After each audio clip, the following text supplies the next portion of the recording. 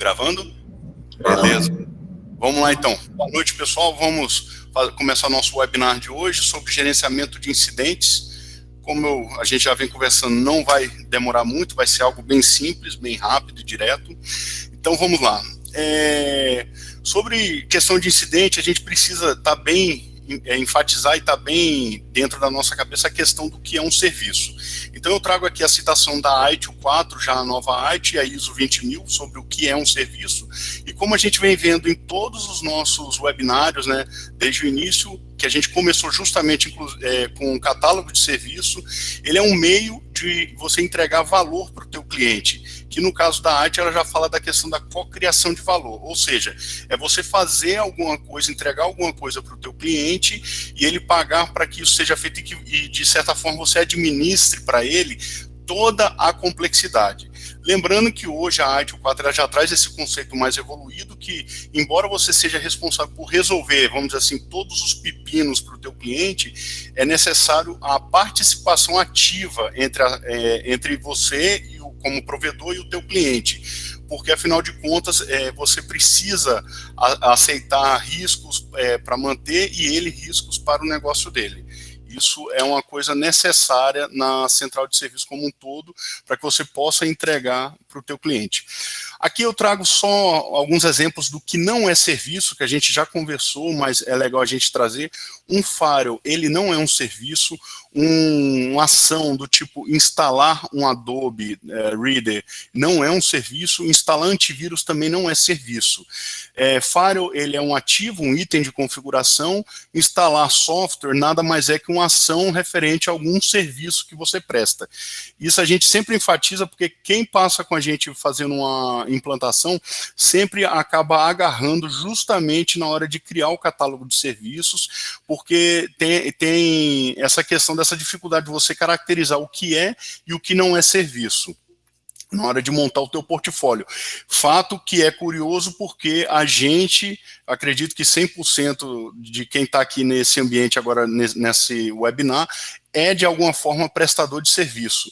Então, como que você presta serviço sem ter o teu portfólio de serviço, sem ter um catálogo de serviços, que é justamente você sentar na mesa de um restaurante e você não ter um cardápio para olhar e fazer um pedido de alguma coisa que esteja à venda para você. Então, a função do catálogo de serviço é justamente isso.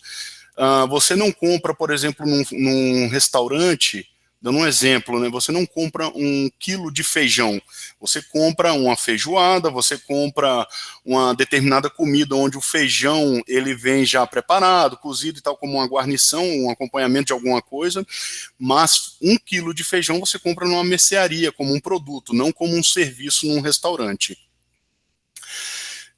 Aqui eu trago uma citação que eu usei até no livro, em todas as duas versões eu achei fenomenal, é de Paulo Sérgio Colgo, é o livro ITIL, Guia de Implantação, da editora Campos, de 2003. Cara, é fenomenal, ele defende o seguinte: para você entender se algo é ou não um serviço, ele precisa responder a essas 8 perguntas que estão aí na tela para vocês de forma positiva. Se em alguma das respostas você responder não, então esse item que você está tentando classificar, categorizar como um serviço, ele não é um serviço. Ou ele é um produto, ou ele é uma categoria, uma ação de serviço, né, um incidente, uma requisição, um problema, uma mudança, mas ele não é de forma alguma o serviço em si.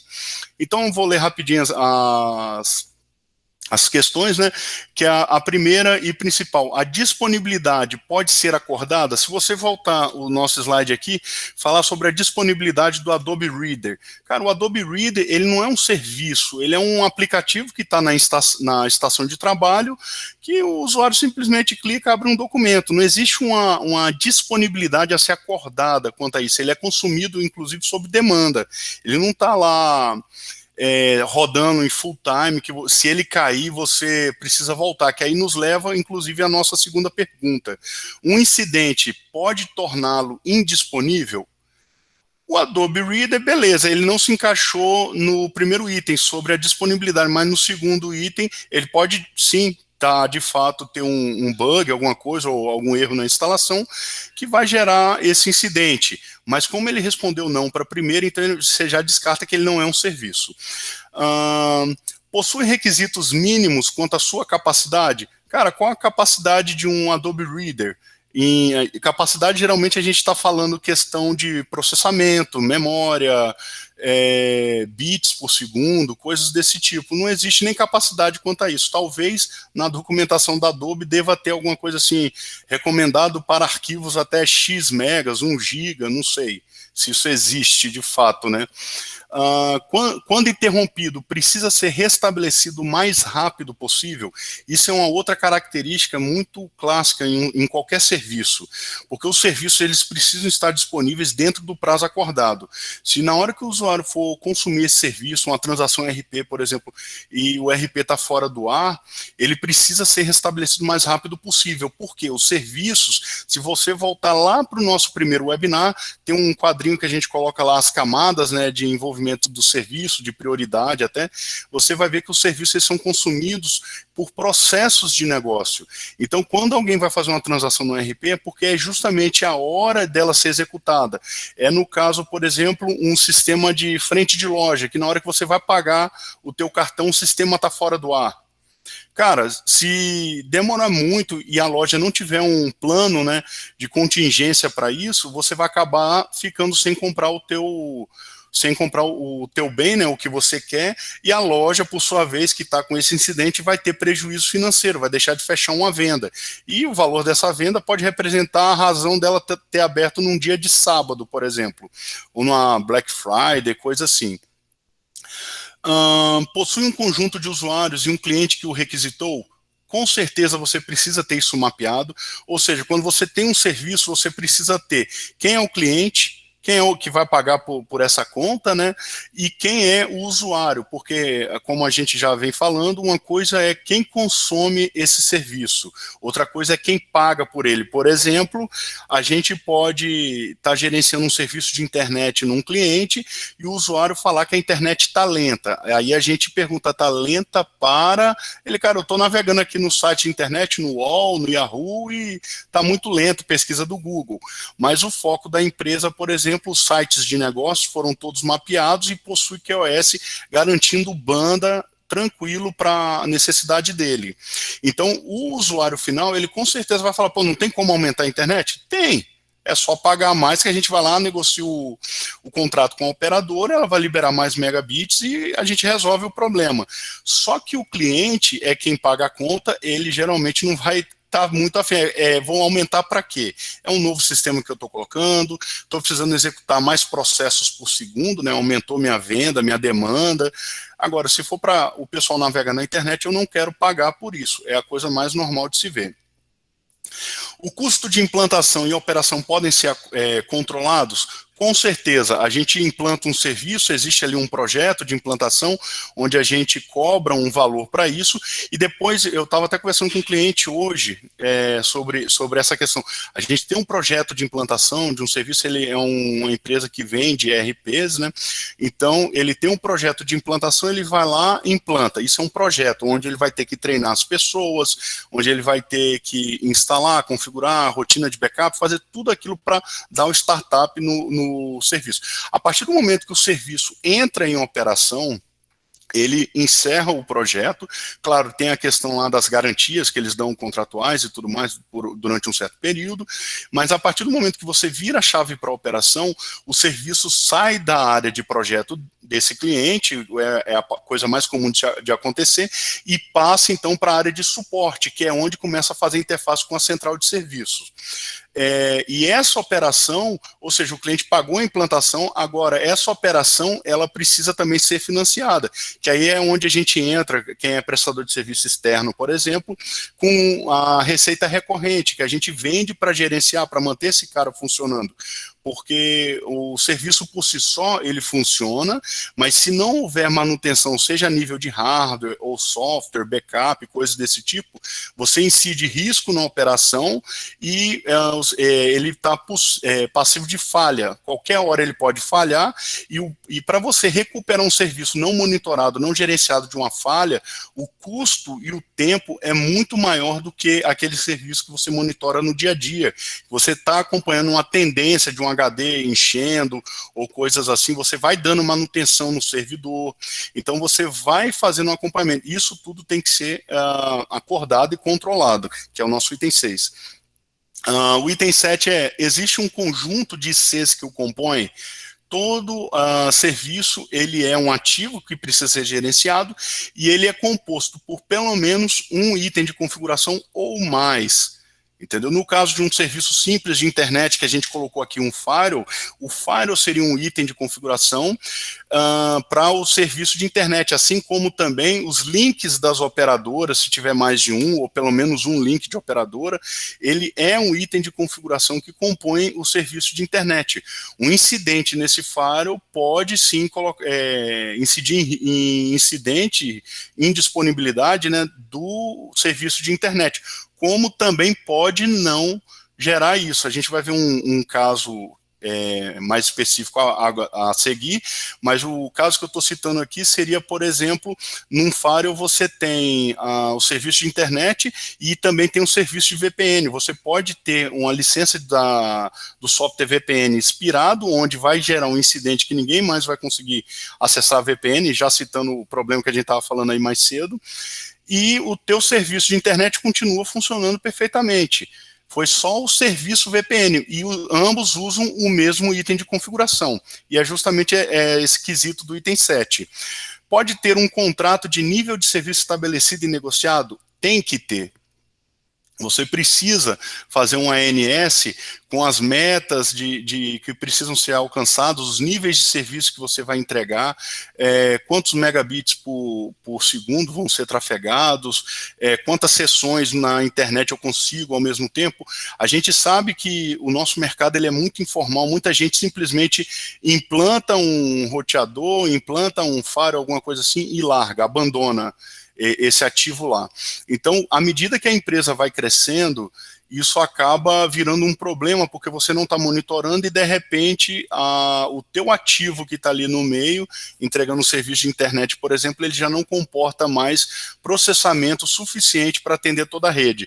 Eu já vi casos mais extremos, pessoal, que a rede foi crescendo, era barra 24, chegamos a 255 máquinas na rede, e de repente começou a dar problema de IPs. É uma coisa que você acha assim, mas pô, como é que alguém deixou isso acontecer? Não gerenciando. As pessoas, elas simplesmente tinham a rede operacional e iam colocando ativos, o serviço DHCP gerenciava para ele automaticamente isso, só que chegou um momento que encontrou um gargalo, onde ele começou a colocar máquina e não tinha mais IP para dar, então começou a ter conflitos de IPs. E isso é muito simples de acontecer. O serviço VPN, por exemplo, se você implanta VPN, entrega, você tem lá 20 licenças VPN, que podem ser concorrentes, né, pessoas usarem 20 conexões simultâneas, só que você não monitora, por exemplo, não gerencia, você não monitora. Qual o pico que está dando, se você em algum momento fica com 20 licenças ativas, você tem 60 pessoas instaladas com acesso a VPN, mas só tem 20 concorrentes, a possibilidade. E se você não monitora isso, não acompanha num gráfico que seja para ver se está chegando próximo desse pico em algum momento, corre risco de acontecer algum fato, igual a gente teve a pandemia e tal, e você simplesmente não está pronto para conseguir dar conta dessa nova demanda que surge de repente. E a gente sabe que o negócio, quando surge uma demanda dessa de negócio, não dá para esperar a TI fazer uma cotação. Geralmente é algo que a TI já deveria ter previsto, senão existe um impacto financeiro na empresa. Aqui eu trago, mas o que seria de fato um serviço? Aí a gente tem serviço, internet, que é sustentado por aquele seu firewall, mais os links das operadoras, mais os ativos como switches, se tiver notebook na empresa, igual a gente aqui está na Wi-Fi, então o AP faria parte da entrega do serviço de internet para mim. Então todos esses ativos eles precisam ser mapeados e integrados ao serviço de internet. Temos também a VPN, que aí vai entrar o Firewall, link de operadora.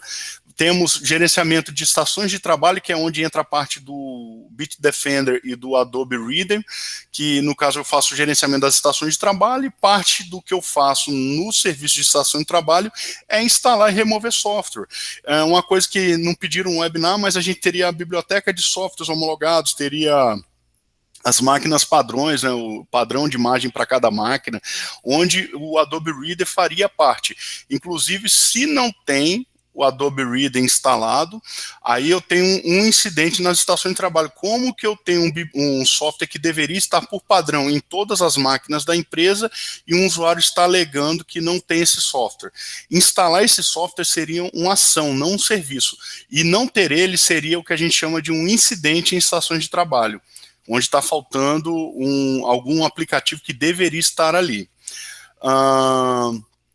Claro que o cliente pode fazer uma requisição, que é o tema de outro webinar nosso, uma requisição de instalação de software, sem problema nenhum. Isso vai ter que ter o fluxo dele desenhado, vai ter que ser aprovado, porque em tese todas as máquinas já têm, e caso ele não tenha, vai ter que ser gerado um incidente e corrigido, que é o que a gente vai ver aqui hoje. Temos também a parte do gerenciamento de antivírus, que hoje o antivírus ele é um serviço, ele não é mais só um aplicativo isolado, a gente pode gerenciar isso, a maioria das ferramentas nos entregam uma interface de gerenciamento, onde eu faço o controle dos deploys de atualizações, de vacinas e tudo mais, consigo varrer máquinas que estão sem antivírus na rede, e aí a gente entra no nosso tema que uma máquina sem antivírus, tal como sem um software padrão, é um incidente no serviço de gerenciamento de antivírus. Por que que essa máquina está sem um antivírus se é algo que a gente definiu como padrão, né, que é para segurança da empresa? E aqui eu trago isso sobre o incidente. Vamos começar então o que eu tenho a falar sobre o incidente. Já entendemos o que é serviço e agora vamos falar o que são incidentes nos serviços. A ITIL 4 ela traz a seguinte descrição para incidente. Trata-se de uma interrupção não planejada ou redução da qualidade de um serviço. Interrupção não planejada é o seguinte: eu estou fazendo a minha transmissão, eu estou usando o serviço de internet e do nada a minha transmissão cai, a minha conexão com a internet cai. Isso seria uma interrupção, que é um incidente com o serviço de internet. Quem vem acompanhando a gente aí desde o início sabe que eu estava fazendo o webinar em casa, né? Fizemos até o webinar 5 em casa e, sinceramente, eu desisti porque praticamente todos os webinários que a gente fez, eu tive um problema de internet com o meu provedor, entendeu? E por alguns motivos locais, eu não tenho oferta durante a pandemia, eu não tenho nem como trocar esse provedor, então eu optei por vir para a empresa para que isso não ocorresse mais. Mas esse é um exemplo típico de interrupção. E a redução da qualidade, ela tem a ver, por exemplo, com picos de processamento, onde você está fazendo uma transação e, de repente, muita gente está fazendo uma transação, só que simultaneamente. Então, essa transação sua, ela começou a ficar lenta. É o teu usuário, quando liga, o sistema está meio lento, ou a internet está meio lenta. Você precisa analisar o porquê dessa lentidão. A gente precisa, já detalhando mais sobre o serviço, a gente precisa, no caso de internet, mapear quais são os sites de negócio, quais sistemas utilizam a internet e criar QoS para dar garantia para que esse fluxo de dados pelo serviço de internet ele passe sem interrupções. E isso vai te dar insumo, por exemplo, para mapear qual a largura de banda que você vai ter que ter para esse serviço, já falando do gerenciamento de capacidade, né? Muito pouca gente faz isso de fato, e tem mudado, muita gente está começando a brincar com os ABICs já para monitorar link e tal, só que é preciso você segmentar, na verdade, criar QoS, filas, para você conseguir monitorar separadamente onde é que está o teu gargalo. O que muita gente faz é simplesmente mapear tráfego de rede, você vê que está alto, mas você não vê como que está alto ou por que está alto. Isso já é um problema também para a hora que você tem que negociar com o dono da empresa, por exemplo, que você precisa de mais link. Aí ele vai perguntar, precisa de mais link para quê? É para minha aplicação ou é porque meus usuários estão consumindo internet com acessos indevidos e tal? Segundo a ISO 20000, aí ela traz já em 3 tópicos como que ela define um incidente.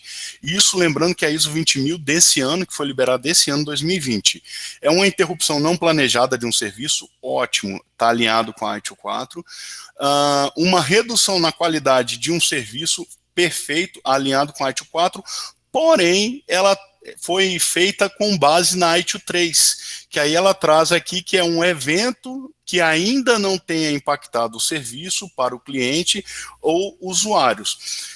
Aí eu coloco aí que é coisa de doido, é de fato como as pessoas pensavam, né? Graças à ITIL 3, ela trazia exatamente como a ISO 20000 2020 está trazendo, que se eu tiver algo no meu ambiente que ainda não impactou o meu usuário final, mas esse algo existe, então eu tenho um incidente com o serviço. E, cara, não é bem assim, graças a Deus, eles entenderam com a evolução, né, a ITIL 3 foi feita em 2011, né, a última revisão dela, e a ITIL 4 foi agora, em 2019, final de 2019. Então, houve uma abertura sobre esse conceito, um diálogo muito grande sobre isso, porque, de fato, como que eu vou falar que o meu serviço está com incidente, sendo que incidente ou ele está parado ou ele está com uma qualidade ruim. Como é que eu vou aceitar isso se eu tenho um problema, eu tenho uma redundância que prevê esse tipo de coisa, esse tipo de falha, vamos dizer assim, e eu mantenho a qualidade do serviço íntegra, mesmo que eu tenha um problema aqui, eu tenha algo errado. Vamos supor, por exemplo, o serviço RAID. Você tem um RAID lá, você tem espelhamentos de disco, um disco queimou. Como é que você vai falar que o seu serviço de backup, que salva backup nesse RAID, como é que esse serviço de backup está com incidente se ele está conseguindo ser executado perfeitamente?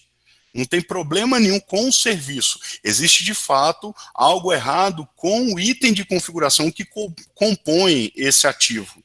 E na ISO e na ITIL 4 eles conseguiram entender que coisas erradas, né, sempre acontecem. A gente está falando de itens de configuração, a gente está falando de ativos. Cara, todo ativo que você pega um mouse desse aqui, você tira ele da embalagem, começa a trabalhar, uma coisa que eles conseguiram entender finalmente é a seguinte: esse mouse, uma hora, vai dar problema. Por quê? Toda a matéria, né, ela está em constante deterioração. Ou seja, se você tem um servidor hoje ligado, é certo que esse cara, uma hora, vai dar problema, porque todo ativo está sujeito a ter problemas, dadas as suas características naturais. É um capacitor que estoura, uma descarga elétrica que vai dar problema, vai se desgastando a peça eletrônica em si. O HD, ele tem um tempo de vida, mas ele vai se desgastar, ele vai ler e gravar muito em determinados setores, mas se você tem redundância, o que acontece é que você continua com o serviço sendo entregue dentro dos níveis de serviço acordado e aquilo não impacta em nada o teu ambiente. Então ficava muito complicado para você medir ter uma métrica, né, com o teu cliente, e o cliente fala, mas a internet que você gerenciou aqui teve...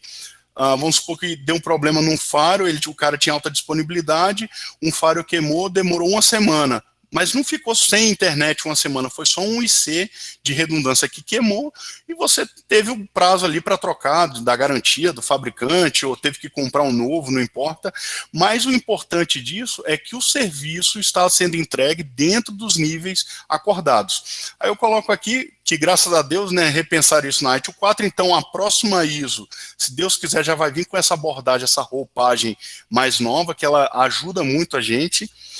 Eu coloco algumas considerações. Não existe serviço que não corra risco de ficar indisponível. Todo serviço ele pode ficar indisponível em algum momento. Serviços são compostos por ativos, né, por itens de configuração, e esses estão sujeitos a apresentar falhas por natureza, que é desgaste natural, é assim mesmo que as coisas acontecem. Com a ITIL 4, passou a se considerar como incidente apenas os eventos que causem efeitos negativos diretamente na produção dos usuários. Ou seja, se algo acontece na minha rede e não impacta o usuário, esse algo não é um incidente. Entendeu? Essa é a regra para você pensar, cara, isso é ou não é incidente? Vamos lá, impacto do usuário? Não, então não é incidente, você já arranca incidente. Você tem ainda, vamos dizer assim, você ainda tem requisição, mudança e problema para pensar o que isso é. E a verdade é que isso é um problema. Eu coloco aqui a diferença de simplesmente você pensar, cara, só tiraram um item, né, da ITIL 4, que foi aquele negócio que impacta ou não o ambiente, mas faz muita diferença na hora que o prestador de serviço vai entregar seu relatório de disponibilidade de um serviço. Aqui, por exemplo, a gente tem uma redundância, né, uma alta disponibilidade no Firewall, onde eu tenho 2 links. Vamos supor que a capacidade demandada pelo negócio seja de 20 megas. E como o negócio não pode ficar sem internet e nem com a capacidade menor que 20 megas, então o cara tem uma redundância real, porque o que acontece muito, geralmente a empresa, eu preciso de 20 megas e preciso de redundância, o cara contrata 10. Isso não é bem uma redundância. Por quê? Se houver uma indisponibilidade em um dos provedores de internet, a tua capacidade vai ser cortada pela metade. E se você definir que a sua capacidade precisa ser 20, você não vai ser atendido. Então, isso aí já é outra dica para a gente sempre pensar. Mas supondo que eu tenha 20 e 20, e minha capacidade necessária seja 20 para tocar um negócio, se algo acontecer com esse firewall aqui, que seria de redundância, eu não teria um incidente no meu gerenciamento de serviço. Eu teria, na verdade, um problema. Que aí eu coloco aqui, ó, se não impacta os usuários, é um problema. Por quê? Meus usuários continuarão acessando toda a infra necessária, todos os itens de configuração do computador dele, passando por um switch layer 2, 2 switch layer 3 em alta disponibilidade, e eu saindo por aqui. Eu estou com acesso à internet, os negócios, os processos de negócios que dependem do link de internet vão continuar sendo tocados sem impacto nenhum, então fica claro que isso é meramente um problema, não um incidente. E isso a gente já está tratando, cara, inclusive já trazendo essa abordagem nova para dentro da integração com os ABICs, para a gente ter recursos lá e falar com os ABICs se ele deve abrir um incidente ou se ele deve abrir um problema dentro do GLPI. Então, quem for cliente nosso, muito em breve já vai estar com essa feature lá no portal.verdanadesk.com. Onde você vai conseguir distinguir incidente e problema e falar com os ABICs, cara, isso aqui é um problema, não, isso aqui é um incidente, ele já vai abrir cada um no seu quadrado lá dentro do GLPI, o que vai melhorar muito a questão de agregação de valor, geração de indicadores para o prestador de serviço. Aí aqui uma pergunta, preciso gerenciar incidentes? É óbvio que sim. Primeiro, está na norma ISO 20000, é um dos requisitos. Se você não tiver um processo de gerenciamento de incidentes, você não consegue nem se certificar, é requisito, entendeu? Com certeza não vai vir aquela... empresa não possui processo definido para gerenciamento de incidentes. Aconselha-se criar como uma oportunidade de melhoria. Não é oportunidade de melhoria, é um pré-requisito. Oportunidade de melhoria é melhorar o processo existente, gerando indicadores, indicador X, indicador Y, mas ter um gerenciamento de incidente é um pré-requisito. Né? Vamos lá, o processo de gerenciamento de incidentes vai agregar valor pela rápida restauração de falhas de serviço. A gente vai explicar como que ele faz isso, né, por quê e como é a razão de existir dele. Vai tornar evidente e visível as falhas ocorridas em cada serviço e cada item de configuração, ou seja, quando você passa a ter relatórios bons e consistentes sobre o gerenciamento de incidentes, você consegue ver isso. Isso, inclusive, foi uma demanda do V-Reports, que a gente implantou, quem é cliente nosso aí tem. Você abre o teu ativo, né, o teu servidor X lá, ou o teu serviço. Se você tiver o V-Service, que é um plugin de serviço, gerenciamento de serviço que a gente tem, você consegue abrir cada um e ver quantos incidentes, quantas requisições por ativo. Então você consegue filtrar e ainda ver graficamente quais foram os principais incidentes que ocorreram. Para quem monitora, trabalha aí com os ABICs, ele acaba vendo coisas que os técnicos deixam passar, que são os picos, né? Então eu tenho ali, por exemplo, picos de processamento que são, de repente, incidentes, porque eles geram, de certa forma, um retardo no processamento de outras coisas que estão rodando rodando naquele servidor, só que são picos momentâneos, que duram 10, 15 minutos, que muitas vezes um técnico não perceberia. Então, você pode parametrizar os ABICs para monitorar isso, abrir seus incidentes. Quando esse pico passar, os ABICs vai encerrar também o incidente, e no final do mês você vai conseguir acompanhar, vem cá, deixa eu ver como é que está a saúde desse servidor.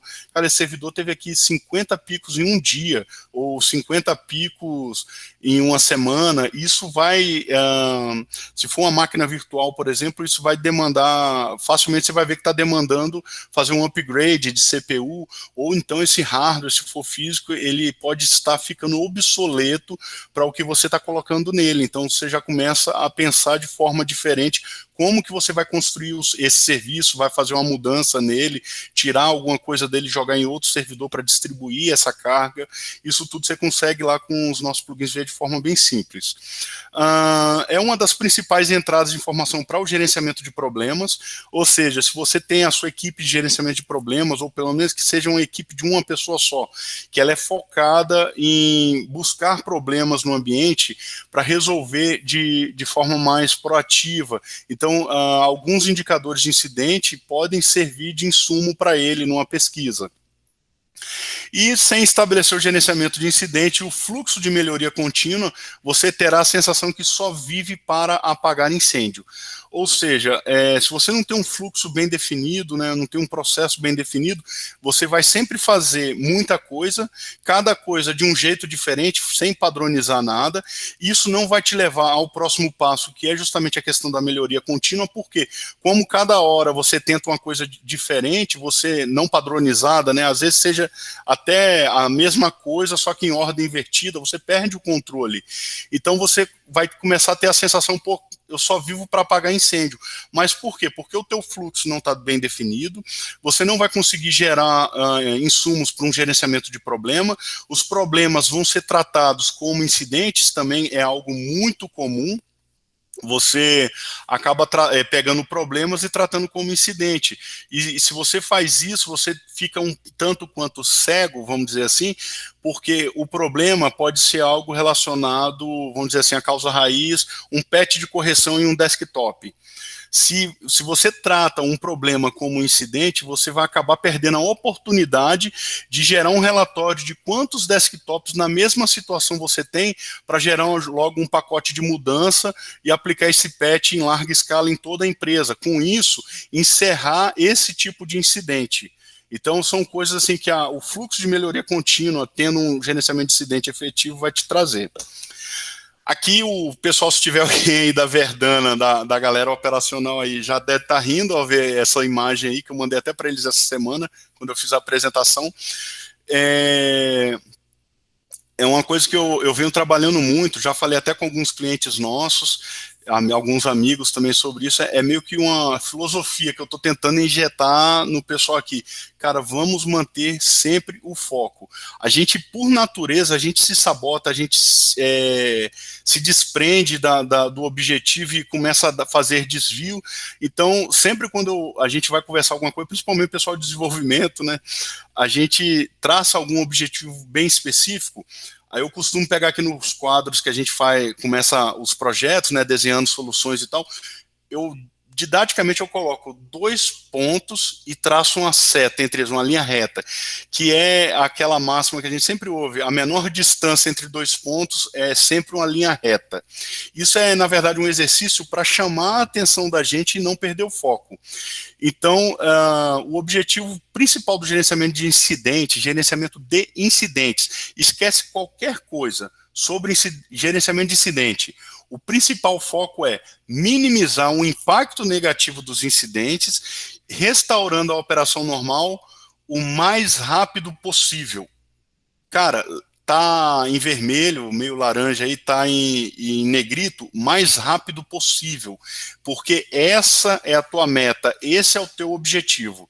Todo e qualquer incidente, o objetivo é resolver o mais rápido possível. E aí é justamente onde eu trago aqui a menor distância entre 2 pontos no espaço, né, é uma linha reta. Isso é um exercício que a gente faz aqui direto, chama a atenção quando eu mesmo, que fico com essa ideia de doido aqui na empresa, às vezes vou tratar alguma coisa, o pessoal já chama a minha atenção porque eu começo a desviar o foco. Então, é um exercício que a gente, uma cultura, vamos dizer assim, que a gente está implantando aqui. O que acontece? Vou fazer uma resolução de incidente. O meu objetivo é resolver o mais rápido possível. Vou fazer uma análise prévia, vou consultar a base de conhecimento, vou resolver, testar e liberar. Acabou o incidente. É só isso que eu tenho que fazer sobre o incidente. Eu não tenho que ficar perdendo tempo. Como é o gerenciamento de incidentes nos dias de hoje, né? Vamos dizer assim, no cotidiano nosso, que a gente se sabota e vai fazendo. Abre o incidente, faço um teste, deu erro. Aqui eu coloquei, em cada próximo pulo, vocês vão ver que já tem um menos cifrão. É onde começa a perder dinheiro o prestador de serviço e começa a perder dinheiro também o cliente, porque ele tem um funcionário parado enquanto você está fazendo a mesa do usuário dele, uma bancada de laboratório, que é o que eu chamo. Então, eu faço o primeiro teste, deu errado. Vou para o teste 2. Deu errado. Vou para o teste 3, teste 4, até eu chegar no fim, que está com uma interrogação. Que, na verdade, você fez tanto teste, demorou tanto a resolver o BO, né, a OS que o cliente está, o usuário está passando, que ele fica com a sensação de valor percebido negativo e duvida que você ainda tenha resolvido de fato o problema dele. Quando a gente trabalha em empresas assim, onde você tem realmente uma estrutura melhor, o que a gente faz, por exemplo, só citando para vocês, quando eu trabalhava na refinaria, o que era a nossa prática? Cara, quanto tempo eu levo para trocar uma... A gente fez em testes isso, né, para medir. Quanto tempo eu levo para trocar um desktop? Cara, a gente tinha imagem padronizada, já vinha com todos os softwares, o estoque tinha as máquinas lá sempre em perfeito estado. Cada vez que a gente atualizava os softwares, a gente vinha e jogava as imagens tudo dentro das máquinas do estoque. E aí a gente mediu e descobriu que, se eu for pegar uma máquina do meu estoque, que está sempre atualizado, importante, se eu for pegar uma máquina do meu estoque e trocar uma estação de um usuário, o tempo médio é de 20 minutos para esse cara voltar a trabalhar. Beleza. Então, a gente definiu o seguinte, se um cliente, um usuário, tiver com algum problema na estação dele, tiver algum incidente relacionado à estação de trabalho, que é algo só com ele, é isolado, não adianta, a gente usava SAP, por exemplo, não adianta falar, o meu SAP não funciona, aí você ia lá, realmente não funciona. Vamos trocar a máquina dele. Não, você precisa validar se é a estação de trabalho ou é o SAP. Senão não vai resolver, você vai trocar a máquina, vai tomar tempo do cara à toa. Só para ficar bem óbvio isso aí. Mas você identificou, não, o SAP não está funcionando, mas ele loga na máquina do vizinho dele aqui do lado. De boa, funciona tudo 100%. Cara, você tem 20 minutos de atendimento para tentar resolver esse incidente. Se você não resolver, qual é o objetivo prático do gerenciamento de incidente? Resolver, restaurar, né, a disponibilidade o mais rápido possível. O mais rápido possível, depois de 20 minutos, que eu tenho como dar garantia, é consumir mais 20 minutos trocando a máquina dele. Então, a gente já estipulou que esse era o nosso processo. Se eu demorar 20 minutos para resolver e não conseguir resolver a máquina do usuário, que isso aí eu usaria aqui no meu tempo para uma análise prévia, consulta de base de conhecimento. Se eu levei 20 minutos aqui, não consegui resolver, eu troco a máquina do cara. Eu vou lá no estoque, troco a máquina, em mais 20 minutos ela está o problema, o incidente está resolvido, testado e liberado para produção. E no final a gente tem a produção restaurada, valor agregado e a certeza de que aquele usuário não está mais com aquele incidente na máquina dele. E quando eu for para dentro da TI, né, lá para dentro da TI, se ele quiser fazer essa jornadinha todinha aqui, porque ficou intrigado em saber o que é aquele erro, não tem problema. Ele pode gastar o tempo que ele tiver para descobrir isso, para documentar, é até benéfico isso, mas o incidente em si, ele foi encerrado assim que a disponibilidade foi restaurada, que no caso foi com a troca da máquina e migração do perfil.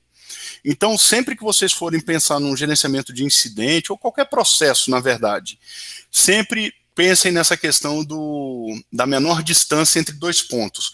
Se você tiver alguma atribuição, alguma tarefa que você está executando ali, que ela se você não conseguir ver valor nela, agregação de valor nela para o objetivo fim do que você está desenhando, descarte.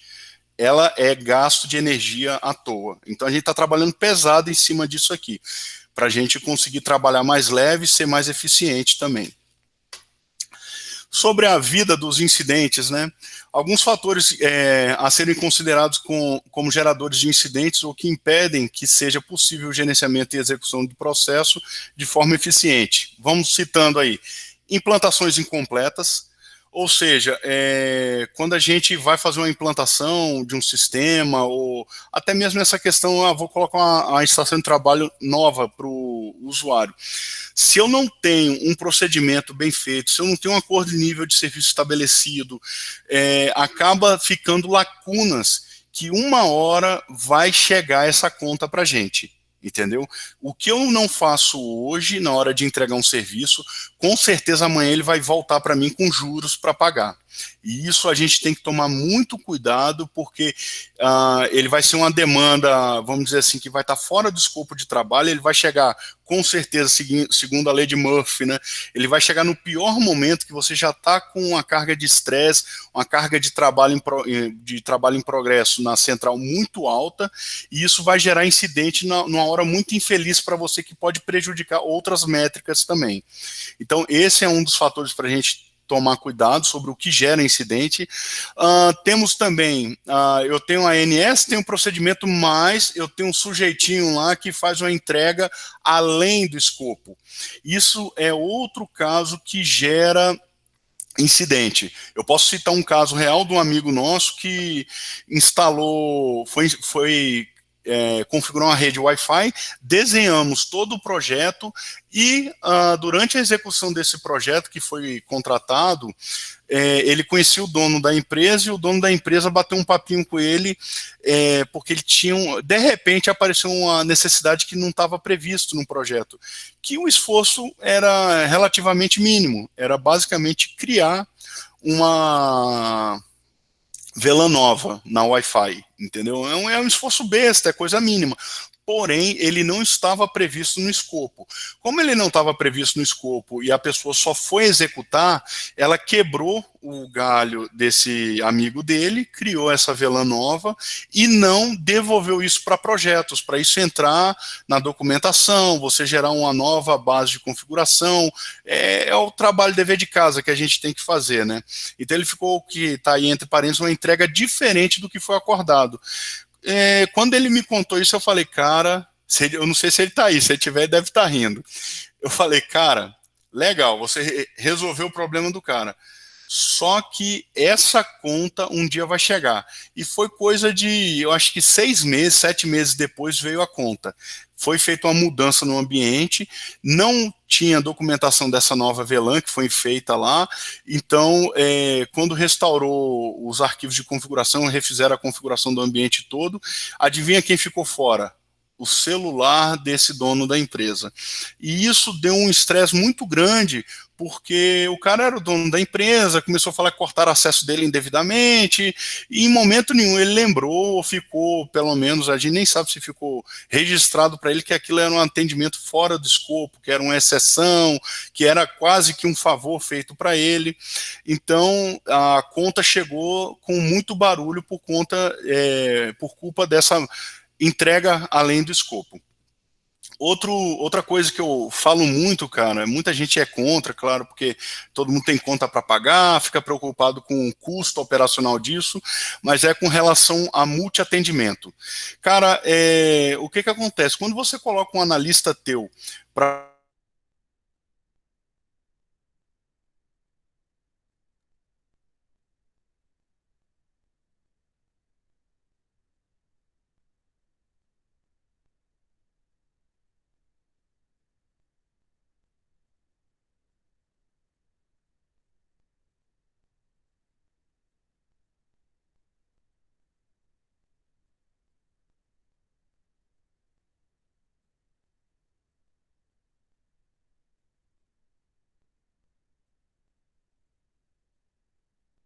Eu tava olhando aqui quando eu.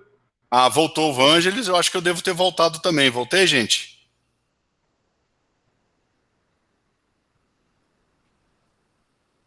Beleza, Marcelo, obrigado, cara. Pô, não é só lá em casa que as coisas acontecem assim, não. Vim para cá para isso não acontecer, meu Deus. Mas beleza, vou retomar então de multiatendimento aqui, que eu estava falando. Foi algum problema aqui na internet, depois alguém vai ter que dar uma olhada nisso. Vamos lá.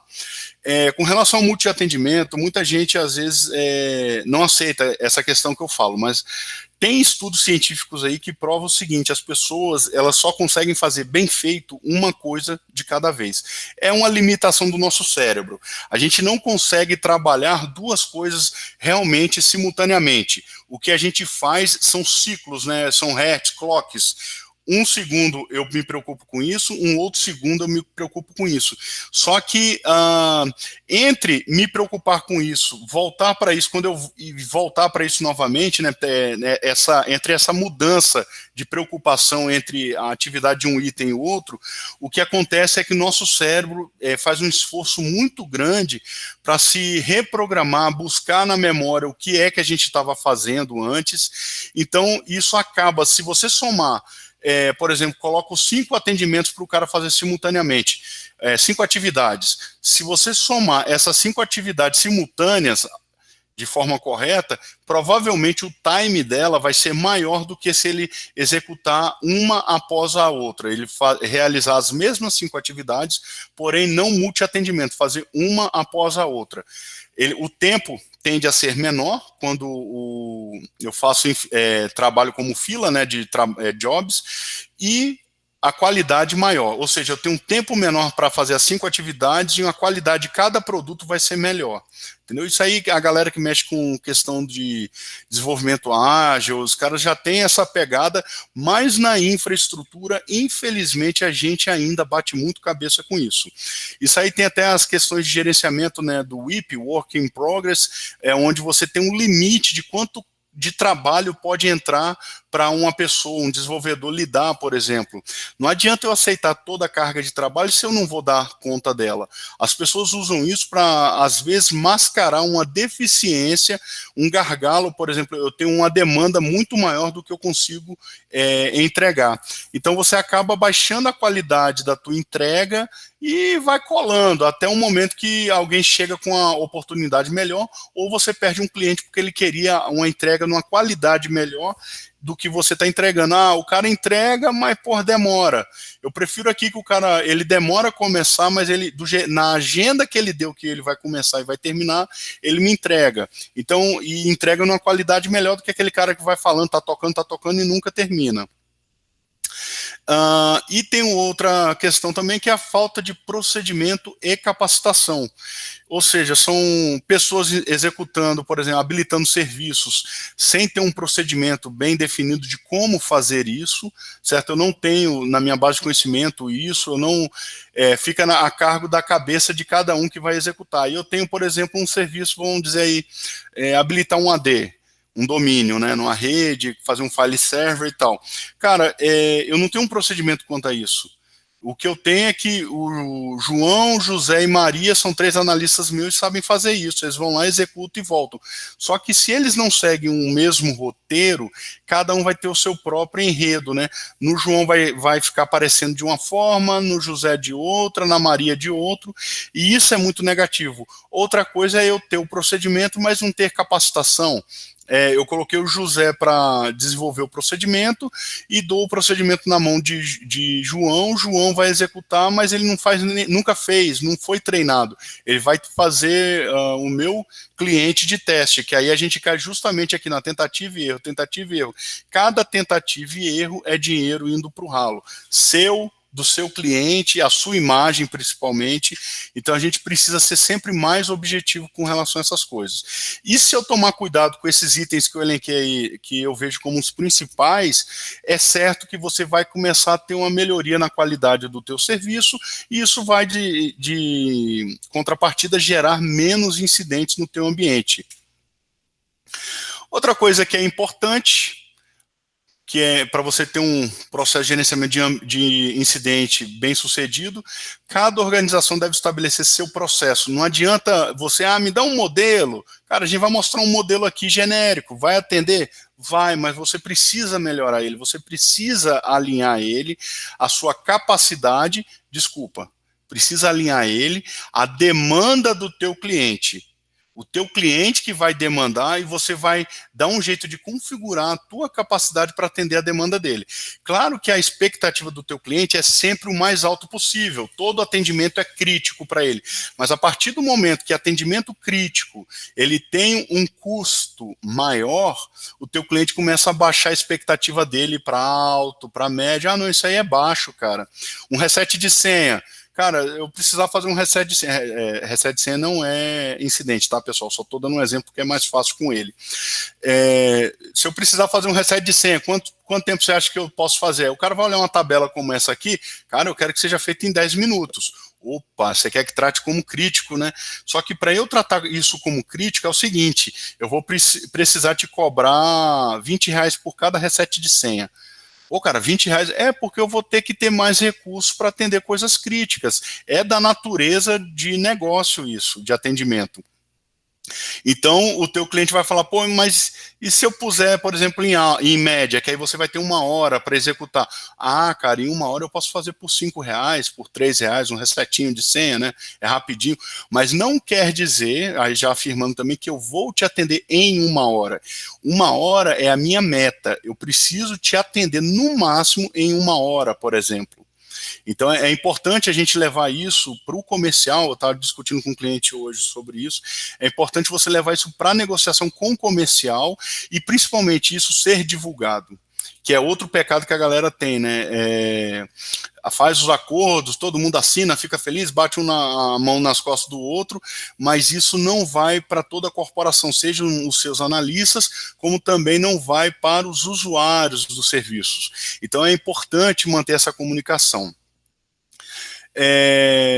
Lembrando que o objetivo é resolver o mais rápido possível, ou seja, o cara tem 1 hora para resolver, vamos dizer aqui a resolução, eu tenho 4 horas, quer dizer que ele vai ser resolvido em 4 horas, um incidente baixo? Não, ele quer dizer que eu posso resolver em até 4 horas, que é justamente a que eu chamo de gordura, né, administrativa, essa gordura para eu poder administrar recursos, senão eu vou ter que ter praticamente um recurso para cada cliente, eu vou ter que ter uma pessoa para cada cliente ou mais, e se acontecerem 2 incidentes? Então a gente precisa trabalhar dentro de um ponto de equilíbrio entre a oferta que eu tenho, a demanda que o cliente precisa e quanto ele está disposto a pagar, principalmente. Tem que haver um equilíbrio em cima disso, porque senão você não vai ter recurso financeiro suficiente para entregar o que ele está demandando se ele não te reembolsa sobre isso.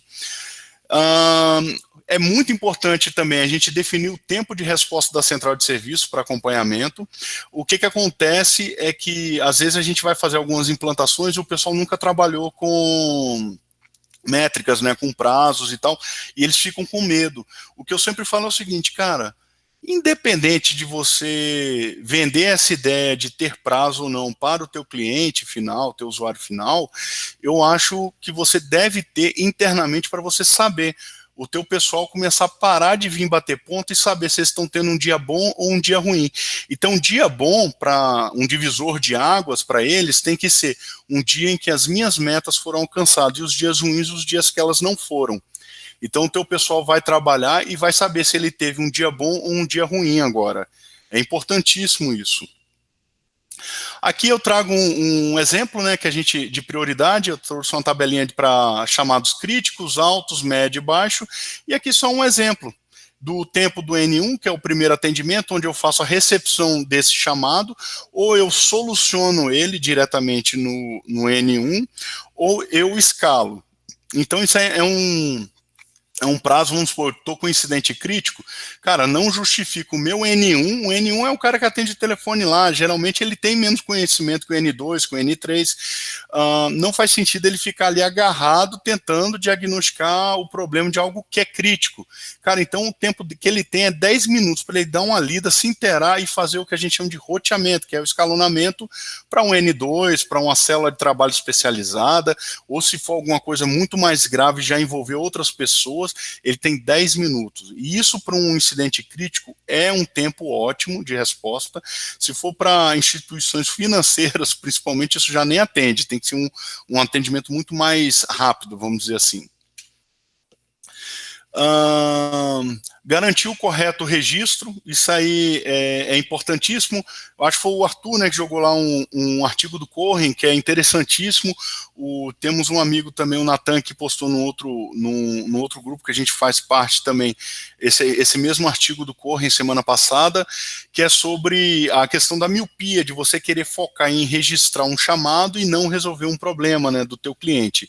Isso é fato. O objetivo do incidente, por si só, cara, isso amadureceu muito na ITIL 4.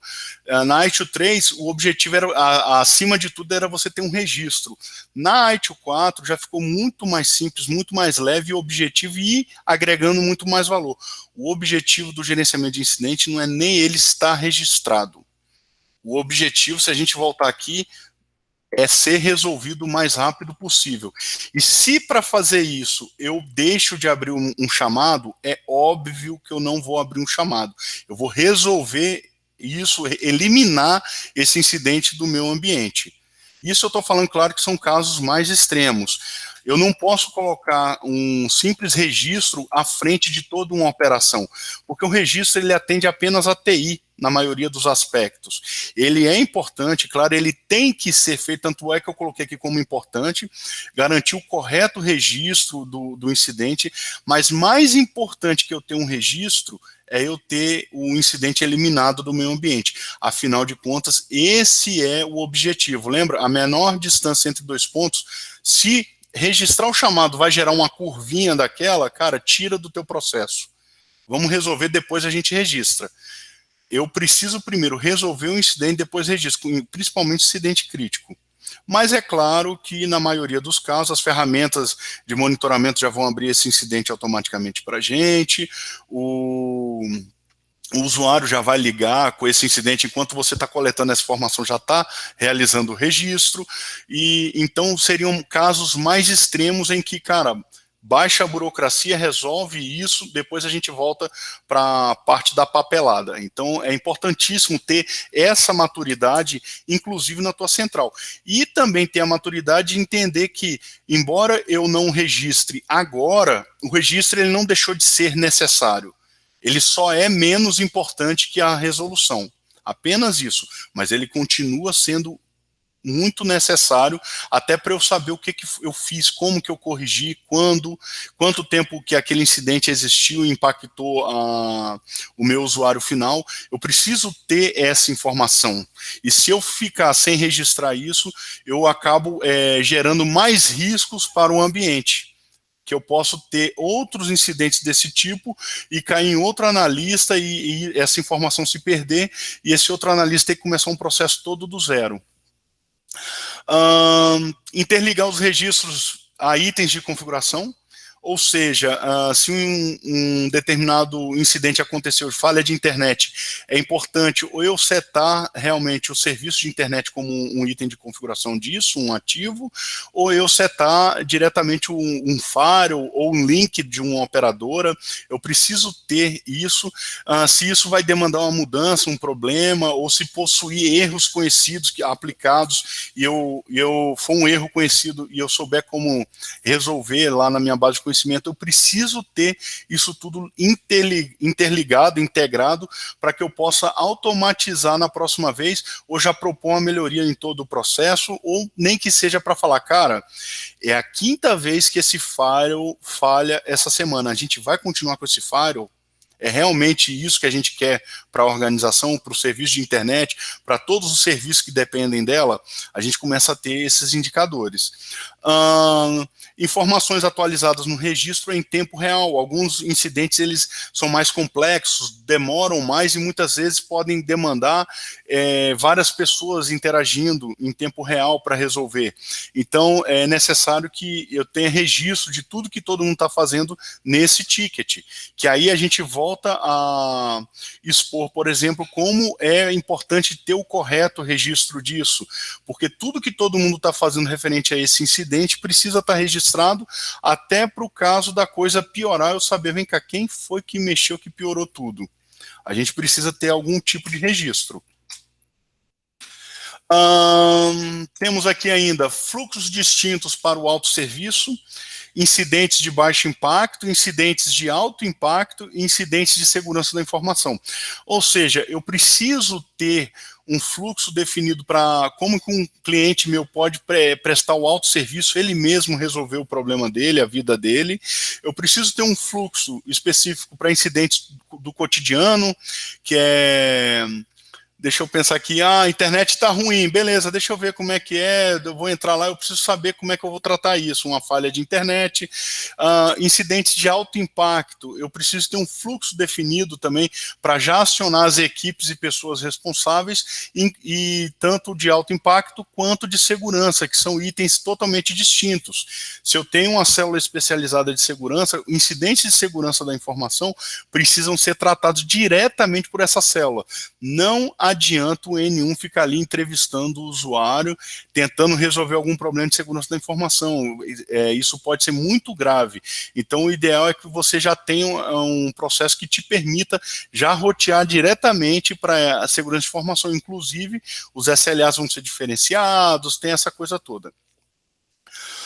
Cultura organizacional que promova o alto nível de colaboração entre pessoas e equipes distintas. Cara, a gente tem visto aí muito problema de relacionamento entre equipes, principalmente da pegada de desenvolvedores e infraestrutura, mas isso está melhorando muito, graças a Deus, vem a cultura DevOps aí para acabar um pouco com isso, mas ainda existe, que o cara não me atende, o cara pede umas coisas que não existem, então a gente precisa, na verdade, quebrar essa metodologia antiquada de trabalho e mostrar que todo mundo dentro da TI não está competindo, está lutando pelo mesmo objetivo, agregar valor ao negócio, sempre. Então a gente precisa trabalhar pesado isso e mudar a cultura organizacional da empresa, do departamento, e mostrar que a TI está ali para somar e todo mundo está junto, não tem essa de a minha equipe. A gente falou muito lá em agregação de valor de TI, outros webinários nossos, a gente tratou muito essa questão. Quando o serviço depender de serviços e ICs de terceiros, deve ter um contrato de suporte. Cara, a gente vê muito aí o pessoal que fala que a minha internet, a disponibilidade é 99%. Cara, só que quando você pega o contrato da operadora que entrega a internet, tá lá, sei lá, 89, 95, como que eu vou dar um nível de serviço maior do que um provedor de serviço meu? A gente precisa estar antenado e, inclusive, ver se esse nível de serviço ele atende à demanda do negócio. Eu posso ficar 2 horas por mês sem internet no momento de pico? Qual o impacto financeiro disso para o negócio? Isso a gente tratou lá em agregação de valor. É importante que a TI ela tenha essa sensibilidade para lidar com o negócio como ela fazendo parte do negócio, porque ela faz, então ela precisa dar esse apoio. Eu não sei se vai dar para visualizar legal, para quem estiver na tela inteira aí, mas aqui é um esboço, não é um processo de gerenciamento de incidente eficaz que vai resolver todos os seus problemas, não, é só um esboço que a gente montou aqui em 15 minutos, o que seria legal passar para o pessoal. Aí eu peguei em 15 minutinhos, a gente deu uma pincelada aqui, outra ali e trouxe. Eu não posso trazer, por exemplo, o processo que a gente desenvolve para nossos clientes. Então eu tive que fazer do zero para apresentar para vocês isso aí. O que acontece? Eu tenho um novo incidente, ele começa aqui no meu analista N1, e aqui eu só estou prevendo analista N2. Lembrando que a gente tem ainda a questão de incidentes de segurança, entendeu? Então, existem muito mais coisas para você se atentar referente ao processo de gerenciamento de incidente quando você vai desenhar ele. Então, eu tenho um novo incidente, o analista N1 vai iniciar esse atendimento. É um incidente grave? Se sim, ele já vai escalar para N2, ou seja, incidentes graves, críticos e tal, o N1 dificilmente vai ter acesso suficiente para resolver. Isso precisa ser escalado para N2 para que N2 trate de uma maneira mais eficiente. Afinal de contas, vou fazer uma pergunta para todo mundo, quem joga aí no chat ganha uma espiga de milho grande, 1 milhão, né? Qual o objetivo do gerenciamento de incidente? Esse é o processo de gerenciamento de incidente, então ele foi construído com essa ótica. Qual o objetivo do gerenciamento de incidente? Alguém se propõe a falar aí ou jogar no chat? Deixa eu abrir o chat aqui para ver se alguém joga. Nada, pessoal? Bora, gente. Aí, ó, o André, resolveu o mais rápido possível. Exatamente isso. E a partir do momento que o N1 pega um incidente crítico e começa a descascar esse abacaxi no N1, o que você está acontecendo? Você está começando a criar desvios dentro do teu processo. Então, cara, se você identificar que é crítico, não tem o que o N1 possa fazer. Você tem que escalar para alguém que realmente vai resolver o mais rápido possível. Então, é exatamente essa pegada. Se for um incidente de segurança, é a mesma coisa, vai ter que ser criado um outro ator aí que para gerenciamento de segurança, analista de segurança, qualquer coisa desse tipo, e escalar para ele, tira do N1 essa batata. Porque o N1, ele é o para-choque da central de serviço, ele tem que fazer o atendimento o mais rápido possível, desligar e estar pronto para nova pancada, né, para receber uma nova bordoada. Vamos fazer o caminho feliz agora aqui, só para a gente passar esse exemplo. Não é um incidente crítico, é um incidente normal. Então ele vai fazer o quê? Ele vai pesquisar a solução na nossa querida base de conhecimento. Cara, solução encontrada? Não. O que acontece? Escala para N2. N1 não está ali para fazer da bancada do usuário um laboratório. Senão ele vai entrar nesse fluxo aqui, cara. Olha que tristeza. O N1 tem que executar perfeitamente isso aqui, ó. Ele tem que ser decisivo nisso aqui. Ele tem que executar as coisas de forma rápida, claro, objetiva, e vamos em frente, próximo atendimento. Então, ou seja, vamos fazer o caminho feliz. Achei a solução? Sim. Vou aplicar a solução. Disponibilidade restaurada? Não. Eita, aquele conhecimento, aquele artigo lá da base de conhecimento está furado. Vou corrigir ele agora, nesse exato momento? Não, cara. Qualquer coisa que eu fizer, eu estou desviando do objetivo. Escala para N2, para resolver logo. Disponibilidade restaurada? No caso, se sim, vou validar com o meu usuário final, e se ela for restaurada, o usuário fala, tá tudo ok. Eu vou atualizar o registro do incidente e finalizar esse incidente, acabou.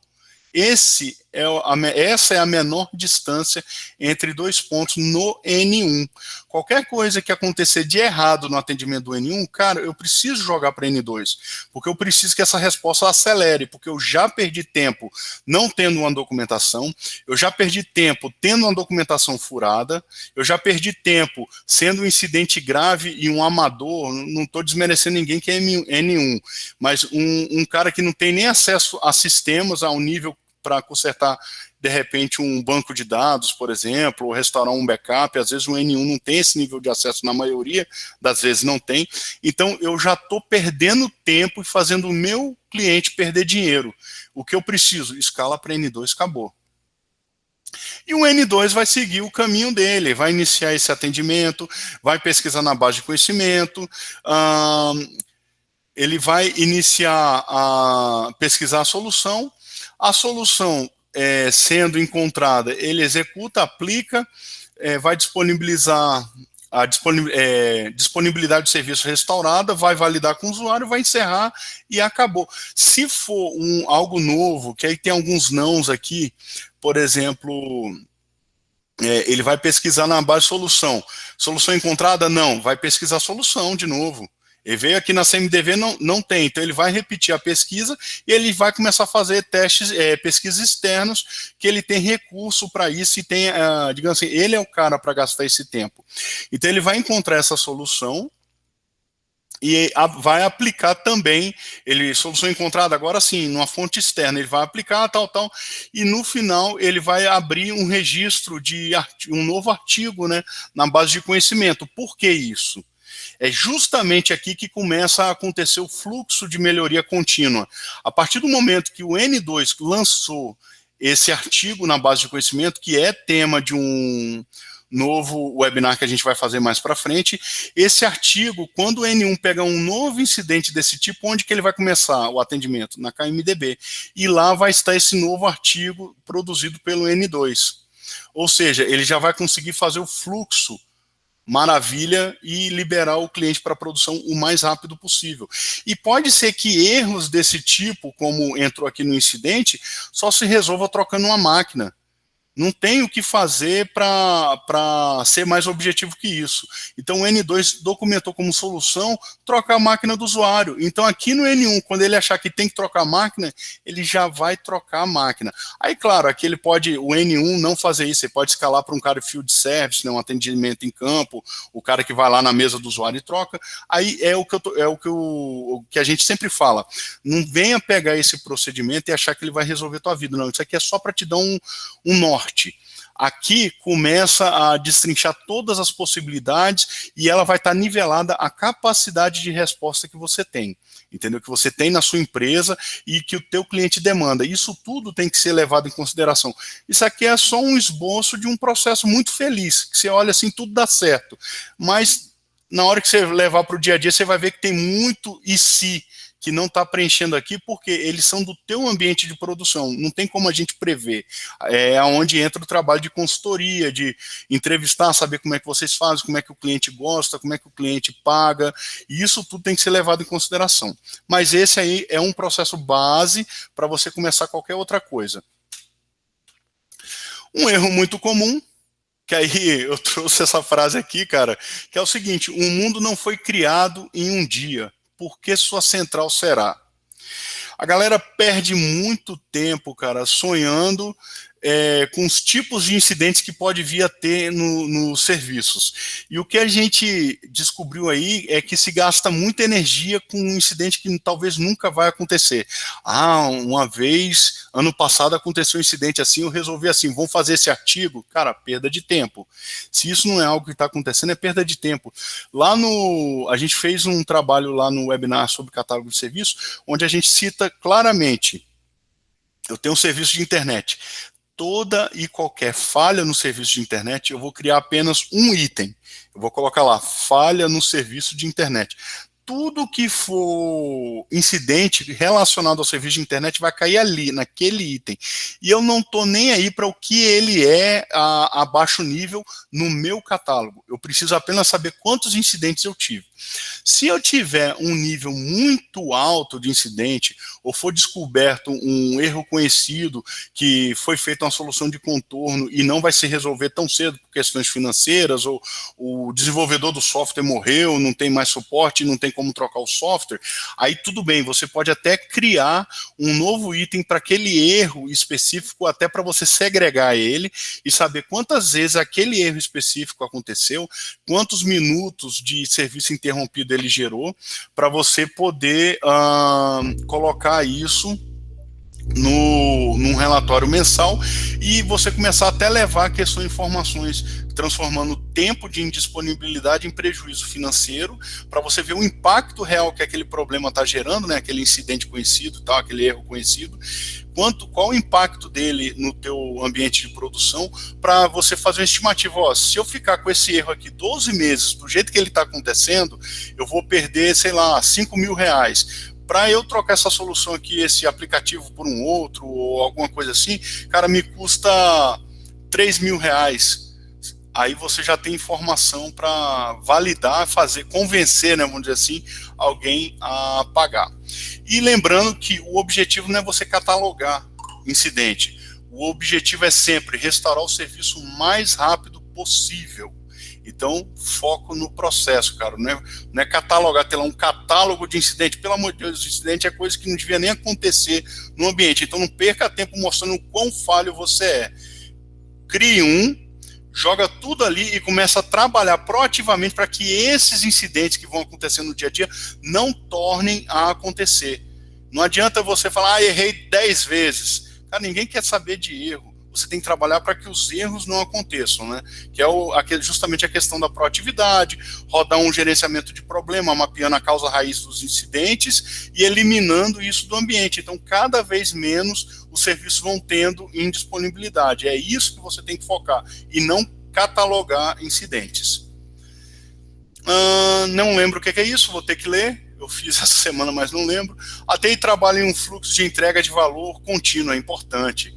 Lembrei, sempre realizando liberações de novos serviços e melhorando a qualidade dos serviços existentes de forma invisível para o usuário final. Ou seja, a TI, embora você não esteja interagindo com o teu usuário final, geralmente o cara da TI, ele está rodando um teste, você tem serviço de backup de um usuário, você está fazendo teste de restore para validar a integridade de dados do backup, e os incidentes, ele quebram esse fluxo contínuo, ou seja, você tem uma equipe, geralmente a gente monta equipe, a gente sempre tenta manter ela mais enxuta possível, porque quanto mais gente, menos lucro a empresa vai ter, maior a despesa, é óbvio, e a conta pode até entrar no vermelho, então a gente sempre tem muito menos gente por conta disso. Só que os incidentes, eles vão quebrar o fluxo contínuo. A gente tem gente para trabalhar, né, preenche os postos de trabalho, mas não é só para as pessoas corrigirem incidentes. A gente nem conta, na maioria das vezes, a gente nem faz conta dos incidentes. Porque, como eu disse, a ideia é que nem existe incidente. A gente pensa o quê? Não, eu contratei o Alexandro, ele está aqui, ele é especialista nisso, nisso e nisso. Então eu quero que ele mantenha esses 3 serviços íntegros, e para ele manter isso íntegro, ele vai estar o dia inteiro trabalhando, interagindo com esses serviços, fazendo testes, teste de capacidade, teste de escalabilidade, teste de disponibilidade, vai estar montando processos de restore, vai estar fazendo disaster recovery desses serviços. Então a gente tem o Alexandro como um recurso para ele ficar testando essas coisas, e o meu cliente lá vai receber os benefícios do trabalho do Alexandro de forma invisível, é intangível o valor do serviço por conta disso, que a gente gasta muito no background. Só que quando vem para o front-end, né, vamos dizer assim, entra os incidentes, que é onde você começa a ter relação com o teu usuário, e a relação geralmente é de estresse. Então, os incidentes eles vão quebrar esse fluxo contínuo, ou seja, se eu tenho muito incidente, o Alexandre está ocupado atendendo incidente e deixa de fazer o fluxo de trabalho que ele tem que fazer. Vai reduzir o valor agregado por TI, porque todo mundo vai ver que meu serviço está caindo toda hora, está quebrando, é algo ruim, muito negativo para a imagem da empresa, do prestador de serviço. Parece que o que você entrega não tem valor, não tem confiabilidade, isso é muito super negativo, seja por meio de interrupções no trabalho de usuários ou em retrabalho para TI. Ou seja, é retrabalho para TI, eu tiro o Alexandre daquele fluxo de agregação de valor e coloco ele agora para consertar besteiras, resolver problemas. Isso é muito negativo e é ruim também para o ponto de vista do meu contratante, porque eu vou estar parando pessoas do lado dele que não vão conseguir executar os processos de negócio da empresa e vai refletir vai atrapalhar a questão da captação de lucro. Cada incidente é uma fração de lucro de TI que vai embora como desperdício. Essa frase aqui que eu acho que foi a que eu melhor consegui contextualizar como eu vejo um incidente no ambiente. Eu sinceramente vejo cada incidente como um pedacinho do meu lucro da empresa sendo jogado pelo ralo. Por quê? Eu tiro a pessoa de um fluxo de agregação de valor, de estar fazendo um projeto novo, de estar tratando de coisas de negócio com o meu cliente, para que ela possa corrigir um incidente, reparar um serviço. E quando ela faz isso, eu acabo perdendo lucro na TI. Isso não tem como ser diferente, por isso que a gente precisa trabalhar fortemente contra incidentes, para que eles aconteçam cada vez menos. Vida ao azar, né? Para quem é das antigas aí conhece desenho, eu estou aqui mostrando a questão como os incidentes são ruins. Os incidentes vão interromper o fluxo de agregação de valor que é baseado na entrega contínua do serviço. Ou seja, a partir do momento que o cliente espera usar um serviço de TI e esse serviço está interrompido, eu acabei de quebrar o fluxo de geração de valor. Eu comecei a gerar um valor negativo, eu acabei de depreciar o meu serviço com o meu cliente. E o tempo que se para consertar algo deixa de melhorar, inovar, relacionar e descansar. Cara, é importante a gente ter essa dinâmica dentro do trabalho. O trabalho ele não é só feito de esforço, principalmente o nosso. O nosso trabalho ele é muito mais sensível em relacionamento e o ócio. Tem gente que não vai acreditar nisso, mas é durante os momentos de ócio que as pessoas têm as melhores sacadas para resolver um problema, para fazer uma inovação, para melhorar um serviço. É justamente quando ela está com a cabeça vazia de problemas, que ela está, de repente, se relacionando com o cliente, ela tem um tempo para ela ficar pensando. A gente vai falar sobre isso no webinar de gerenciamento de conhecimento, gestão de conhecimento. É justamente nesse momento que ela tem as melhores ideias. E se a pessoa está sendo bombardeada de problemas o dia todo, por conta de incidente, é um incidente atrás do outro, ela vira um mero apertador de parafuso. Ela não consegue enxergar a TI, o serviço, o negócio do teu cliente como um todo, dando uma visão de 360 graus. Ela fica sempre focada nos ativos e nos problemas que o serviço está apresentando. Isso é muito negativo. Alguns passos para a gente reduzir incidentes, já falamos aí ao longo da apresentação alguns deles, mas tem aqui, ó, homologar e padronizar serviços. A gente precisa entender que a TI ela precisa trabalhar como uma fábrica e, cara, isso o pessoal de desenvolvimento está anos-luz à nossa frente, eles já entenderam e já praticam isso com as metodologias ágeis e tudo mais. Precisamos mapear quais são as restrições no ambiente e começar a eliminar elas ou tornar a restrição cada vez mais fraca. Isso é algo que a gente precisa fazer muito com a padronização de serviços. E não tem desculpa, mas cada cliente é um caso. Mentira, a gente consegue chegar a um nível de padronização que nos permita escalar serviços. É só a gente querer. Mapear serviços críticos para o negócio e construir redundância, ou seja, com isso eu vou eliminar os incidentes. Não quer dizer que eu não vou ter problemas, mas eu não vou ter interrupções. Se eu não tenho interrupções, o fluxo de entrega contínua de valor acontece. Então, os problemas eu posso tratar de uma forma muito mais aliviada se eu não estiver incidindo em disponibilidade no ambiente. Implantar um ambiente de teste e homologação, a gente sabe que é difícil, a gente entende que os nossos clientes muitas vezes não têm infra para isso, mas aí a gente vem agora com propostas de computação em nuvem, que vão tornar muito mais fácil a gente replicar um ambiente do cliente, nem que seja em pequenas escalas, para a gente experimentar, fazer teste antes de uma liberação. Investir em processo de gerenciamento de mudança é algo que as pessoas não fazem, deveriam investir, porque a partir do momento que eu tenho um problema, um erro conhecido, crio uma solução definitiva para ele, eu mapeio quais são os serviços ou ativos que podem vir a apresentar esse erro, eu consigo então propagar, fazer um gerenciamento de mudança para eliminar isso de todo o meu ambiente, ou seja, menos incidentes desse tipo vão acontecer. Investir em proatividade no processo de gerenciamento de problemas, que é justamente disso que eu falei, a gente ter alguém pesquisando nas bases de incidentes o que anda acontecendo, o que pode estar relacionado a uma causa raiz ou não, ou se era só besteira de alguém que tropeçou numa tomada, ou se realmente aquele firmware do firewall está apresentando um problema, já tem uma nova versão e eu preciso agendar essa mudança para eliminar esse problema que está afetando um cliente hoje, mas como eu trabalho com serviços padronizados, todos os meus outros 100 clientes possuem o mesmo firewall, o mesmo fabricante, então eu já sei que aqueles ambientes estão em risco, que é justamente a diferença do problema, né, que é com essa nova abordagem da IT 4 para os incidentes. Eles ainda não sentiram o bug do firmware existe na caixinha dele, mas por algum motivo aleatório ou não, esse bug ele não apresentou sintomas ainda no ambiente desses outros 99 clientes, só um apresentou. Então eu sei que eu resolvo nesse um agora, que é um incidente, claro, mas eu sei também que eu tenho um problema em cada 99 caixinha espalhada na rua, que eu preciso fazer o gerenciamento disso e atualizar o quanto antes para não gerar incidentes. E, por fim, monitorar o ambiente e calibrar constantemente os serviços de monitoramento.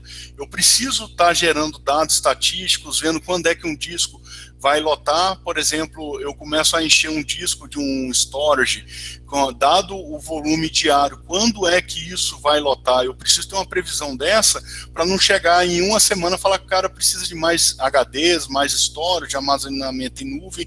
Eu preciso ter um tempo anterior a isso para ter uma previsão, no ritmo que a gente está indo, daqui um ano vai estar lotado. Um ano vai estar lotado, beleza, daqui 6 meses eu já começo a cogitar a mudança desse serviço.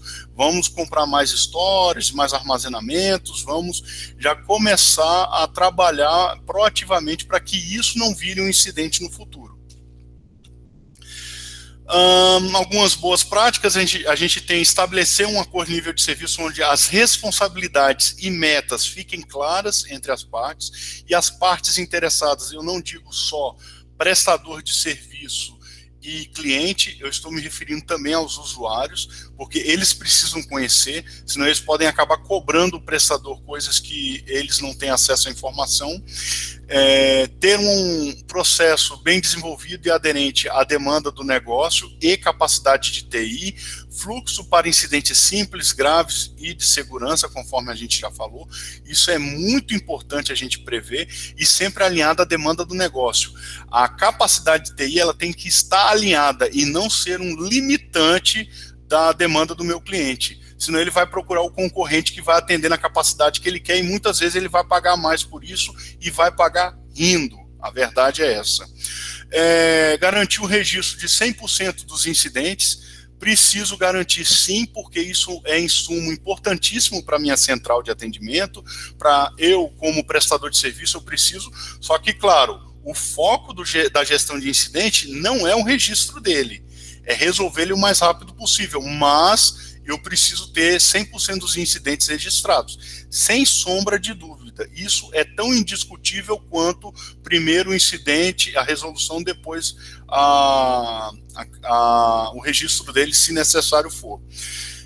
E nesse registro 100% eu preciso fazer uma classificação correta e a priorização dele muito bem definido, e isso eu vou precisar de pessoas lá no N1 atendendo um telefone, pegando esse registro. A prioridade, a pessoa tem que ter essa empatia de saber o que está acontecendo realmente lá, que o meu cliente, o meu usuário está realmente com uma demanda muito urgente e eu classificar ela de tal forma. Preciso garantir que os itens de configuração envolvidos sejam marcados nos incidentes, ou seja, eu preciso vincular serviços, ativos, contratos, eu preciso vincular isso tudo que está envolvido, porque se eu for escalar para alguma área ou ter mais pessoas, inclusive as pessoas que estão interagindo com a resolução devem estar também setadas, né, de alguma forma vinculadas ao chamado, para que eu possa ter informações suficientes para tomada de decisão, senão, quanto menos informação, maior o risco de tomar a decisão errada, a verdade é essa. Preciso trabalhar com métricas de primeiro e segundo nível, é importantíssimo isso, porque eu preciso saber se eu estou indo bem ou indo mal em todos os níveis da operação. Eu preciso garantir o crescimento e manutenção sadia da base de conhecimento, desculpa a preposição com da aí, está errada. Eu preciso, então, garantir que o crescimento dessa base de conhecimento seja sadio, ela cresça de uma forma coordenada, os artigos tenham as suas manutenções sendo dadas, isso a gente vai ver em gerenciamento de conhecimento, gestão de conhecimento, mas eu preciso realmente entender como que isso está acontecendo na minha empresa e garantir que isso aconteça de uma forma realmente com qualidade, né? E preciso definir métricas de performance para toda a equipe, não só primeiro e segundo nível. Se eu precisar escalar para uma célula especializada que mantém esse serviço, então esse cara também tem as suas métricas a serem consideradas. Aqui eu trouxe só alguns indicadores para a gente ver, são os principais indicadores que a gente pode ter referente ao processo de gestão de incidentes, que aí a gente vai ter incidentes por serviço. Eu preciso saber por serviço quantas vezes eu estou falhando, eu preciso ter incidentes solucionados em N1, que isso vai me mostrar a eficiência do N1. Algumas centrais de serviço, elas têm que, como meta, por exemplo, que pelo menos 85% dos incidentes sejam solucionados no N1, ou seja, o que bate no N1, pelo menos a cada 100 chamados, 85 tem que ser resolvido no N1. Incidentes por ativo, eu preciso ter essa informação também, é muito importante. Volume de incidentes por prioridade, eu preciso saber quantos incidentes críticos, quantos incidentes não críticos estão acontecendo. Eu preciso ter o tempo médio de solução desses serviços. Isso é muito importante também, porque uma coisa é a minha meta lá de resolver em 4 horas, beleza, mas qual é o tempo real que eu estou resolvendo? É menor que 4? É maior que 4? Porque isso é mais do que aquele binário, né? Saber se eu alcancei ou não minha meta. Além de saber se eu alcancei ou não, eu quero saber como eu estou alcançando, quão eficiente eu estou sendo. E hora homem gasta em incidentes. Isso é muito importante para você ponderar quanto eu estou perdendo de dinheiro, eu como prestador de serviço. Isso a gente sempre bate muito forte, porque a gente precisa entender todo incidente, a gente caracteriza ele como desperdício e retrabalho. Ou seja, é alguma coisa que ficou mal feita, alguém fez errado, não importa, fez a mais, são aqueles itens que a gente viu. Então, toda a correção de um incidente, todo e qualquer incidente, eu estou tendo uma perda do meu lucro, é desperdício. Eu preciso saber quantas horas homem eu estou gastando com incidentes. Aí, se eu pegar essa hora homem, multiplicar pelo valor pelo custo, né, de cada funcionário que interagiu, eu vou passar a ter, então, uma margem de desperdício. Eu vou saber quanto de dinheiro eu estou rasgando por conta de retrabalho. Isso é muito importante na gestão financeira da empresa. Acabei, não sei quanto tempo eu levei. Por 1h30, acredito. Muito mais do que eu imaginava. Peço desculpa, mas eu ainda consigo melhorar isso. Desculpa. Está tranquilo. Vamos lá, tem algumas perguntas aqui, Alexandre. Massa. Vamos lá, eu já respondi algumas, mas vamos lá. Teve uma aqui que eu deixei aqui para o final, que eu acho que é uma dúvida de muita gente, e que é uma coisa bem subjetiva, vai muito de cada negócio, né? Que é do Elton Molinari. Manda aí. Quais os critérios para definir os papéis do N1, N2 e N3? Eu ia responder, mas... Então, não há critério. Tudo depende da tua cultura organizacional, da competência da sua equipe, entendeu? Não tem uma regra para isso. Mas a gente sabe o seguinte, que o N1, ele é o cara que vai lidar diretamente com o teu usuário, é ele que vai resolver, vamos dizer assim, as buchas mais simples e mais rápidas. A gente tem um webinar que a gente vai falar sobre requisições também, então ele vai trabalhar não só com esses incidentes mais simples, mas também vai trabalhar muito com as requisições, o Elton, né? Então, o que acontece? O quão teu N1 tem que ser bom vai depender muito de como está a qualidade do seu serviço. Se você tiver um nível muito grande de excelência, é certo que todo e qualquer incidente que vai acontecer no teu ambiente, você já pode caracterizar como uma coisa assim mais grave. Vamos supor, quando você trabalha com serviços em nuvem, e quando a gente trabalha com serviço entregue lá dentro do nosso cliente, é certo que a gente está sujeito a falhas dentro do ambiente dele, né? A gente pode ter, por exemplo, uma qualidade de energia ruim, o cara pode não ter um no-break, a tiazinha que limpa lá pode pode de repente bater a vassoura na tomada, já acontece muito. Então isso acaba gerando muito incidente besta, né, incidente simples, que é muito caro você colocar um cara de nível mais expert para resolver. Então é aí que você começa a trabalhar com N1. Porém, se você é um especialista aí de entregar serviços em nuvem, não, o teu serviço é todo em nuvem, o ambiente é todo controlado, a tua aplicação é muito boa, então já entende que qualquer problema que tiver, um analista com pouco conhecimento, ele não vai conseguir atender, porque ele vai primeiro precisar acessar a plataforma cloud, ele muitas vezes pode precisar de acesso direto ao servidor, porque o que o usuário final está relatando lá é que eu estou tentando a transação X e está dando erro. O teu N1 só vai fazer abrir chamado. Então, nesse caso, você pode ter um N1 com mais know-how realmente e não ter nenhum N3, fica só no N1 e N3, por exemplo. Que aí o N1 e N2, o N3 não existiria. Então, seria assim, uma forma de você trabalhar mais enxuto, lembrando que o teu N1 seria um cara mais caro que um N1 convencional, né, que é aquele cara que abre chamados, com um determinado script, com algumas limitações técnicas, é um profissional ainda em formação, entendeu? Então isso varia muito. Eu acho que consegui resolver, ajudar aí em alguma coisa, Elton? Pode abrir o microfone aí, cara.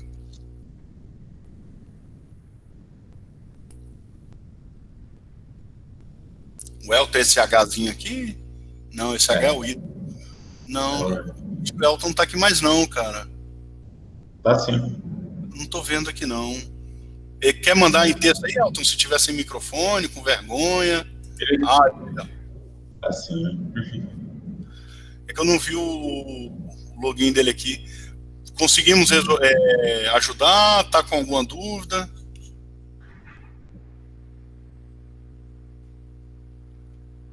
Acho que deve ter atendido. Ele saiu. Mas ele tinha avisado que ia sair antes, né? Beleza. André Fernando fez um comentário aqui, 1h30 muito bem aproveitada, muito obrigado aí pela oportunidade. Acho que agradecemos aí pela ele voltou aí, ó.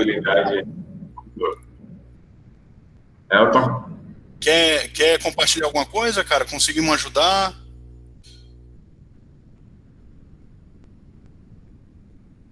Eita, tá mudo aí, Elton. Desbloqueia o mic aí.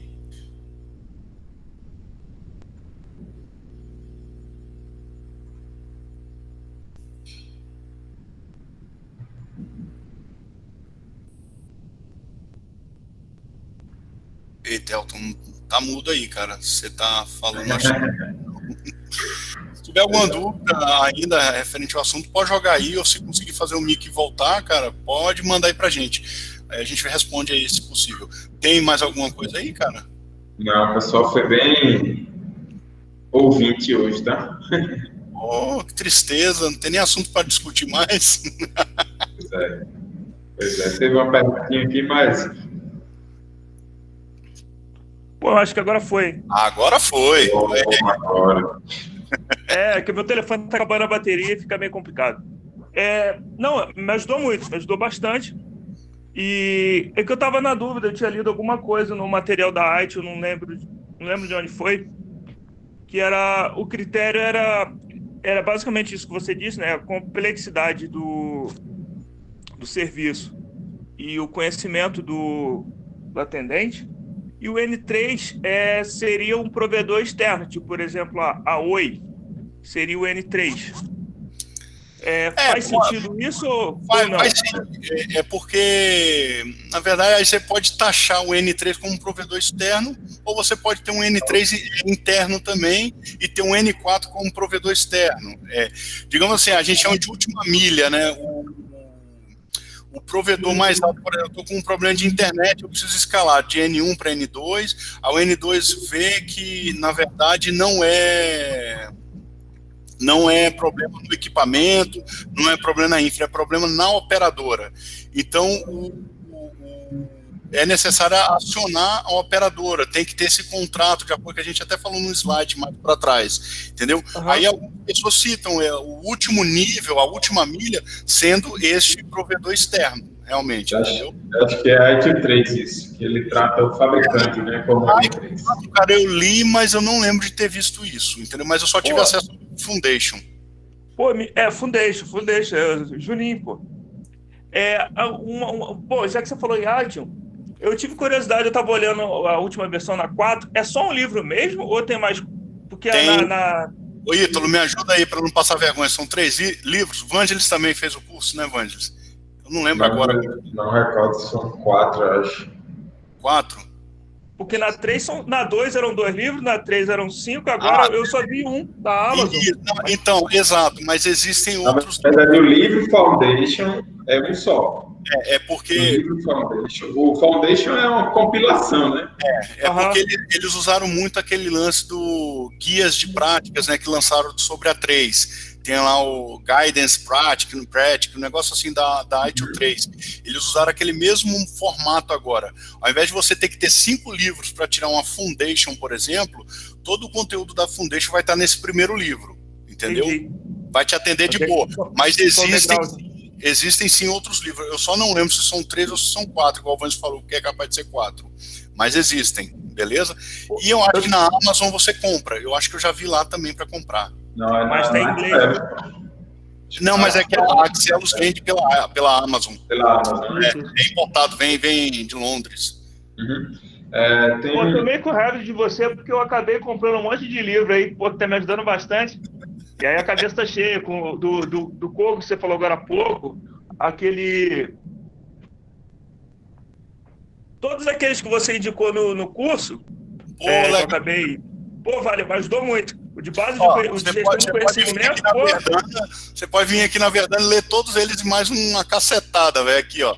Essa estantezinha aqui deve ter acho que chegou em 400 livros já, a nossa biblioteca. Uma coisa que a gente quer aqui é conhecimento, velho. É muito bom, muito bom. Mas já que a gente tá falando de livro, eu não sei se eu posso abusar, e eu vi que você botou um trechinho ali de BPMN. O que você indica assim, de livro ou algum material para, pelo menos para introdução mesmo, para conhecer?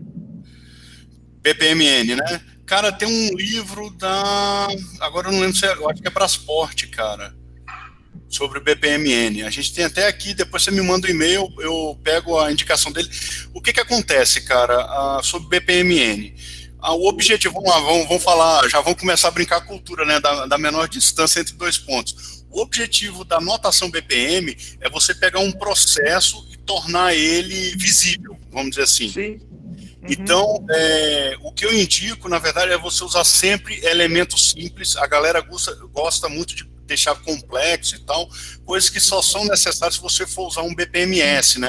Que seria uma suíte para orquestração de processos e tudo mais. Mas como a gente aqui trabalha sempre com a anotação para efeito, vamos dizer, pedagógico, para que as pessoas vejam e tal, cara, usa sempre elementos simples. Aí tem um livro que eu acho que é da Brasport, é só entrar lá na Brasport, você vai digitar BPMN e você já vai achar.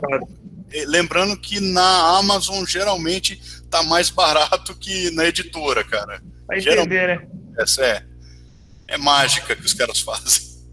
Pô, uma coisa que eu achei bem legal do teu livro, cara, foi o modo que, como ele é impresso, né, sob demanda, e muito rápido. Mesmo esse negócio da greve dos Correios, Pô, legal, cara. Comprou recente, foi?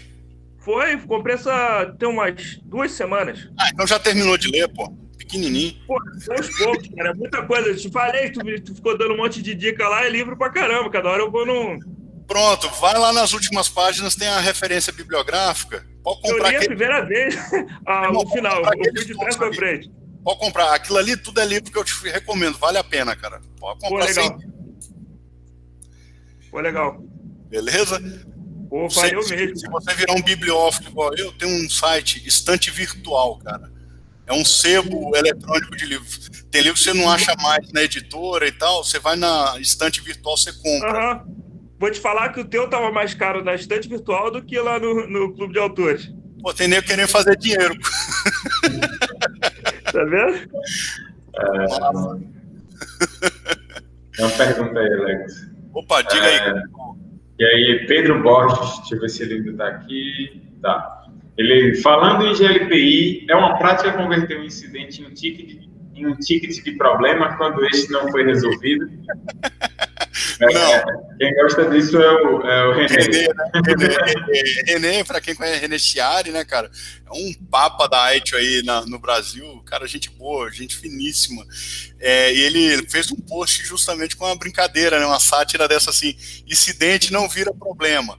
E com certeza não vira, cara. Vou dar um exemplo prático de um cliente nosso que eu tava fazendo serviço, né? E esse cliente, eles têm um RP com equipe de desenvolvimento interna desse RP, que é o Totobus, né? O RP.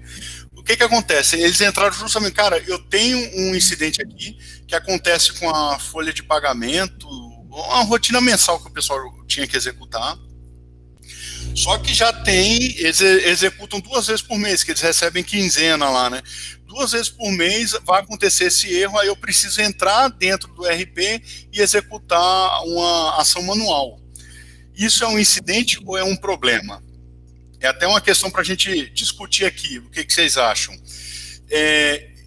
Votem aí quem acha que... Vamos lá, toda vez que o RH vai processar a folha, acontece um erro no processamento dessa folha. Só que todo mundo já conhece. Isso é um problema ou é um incidente? Joguem aí. Problemão, né? Com certeza é um bicho grande. Mas a verdade, cara, vamos lá. Isso é um problema existente, não está errado, mas quando o teu usuário experimenta essa falha, vamos lá, falha, no ambiente de produção, é onde existe um incidente. Então você tem um incidente vinculado a um erro já conhecido que é um problema. Tanto é que o cara tem uma solução de contorno, ou seja, toda vez que acontece esse incidente, ele pega o procedimento lá de como é que resolve, executa, resolve o incidente. Porque qual é o objetivo do gerenciamento de incidente? Nesse caso, é garantir que essa mulher rode essa folha. E ele já tem isso. Só que ele tem que ter também um ticket de problema em aberto que vai estar vinculado a esse fornecedor, porque a solução não depende do desenvolvimento interno, depende justamente desse nível 3, vamos dizer assim, o fabricante do RP, entendeu? Então, no caso, ele tem um ticket lá dentro da Totobus e está aguardando a Totobus solucionar para vir um patch de correção, onde eles vão testar no ambiente, vão homologar, e isso vai gerar uma mudança que ele vai ter que aplicar no ambiente. A partir do momento que ele aplicar essa mudança, ele vai fazer o quê? Eliminar esse erro do ambiente. Então, você espera-se, né, que você nunca mais tenha esse incidente em particular. Entendeu? Ou seja, quando a mulher vai rodar a folha e dá erro, é um incidente, mesmo sabendo o que é. É um incidente em produção. Só que você tem um problema já registrado e todo incidente que acontecer referente a esse problema aqui, você vincula. Então você vai ter que começar a ter aí um indicador de quantos incidentes ocorreram por conta desse problema. Estão entendendo como é que as coisas vão se encaixando? Foi Pedro, né? Eu ajudei aí, Pedro?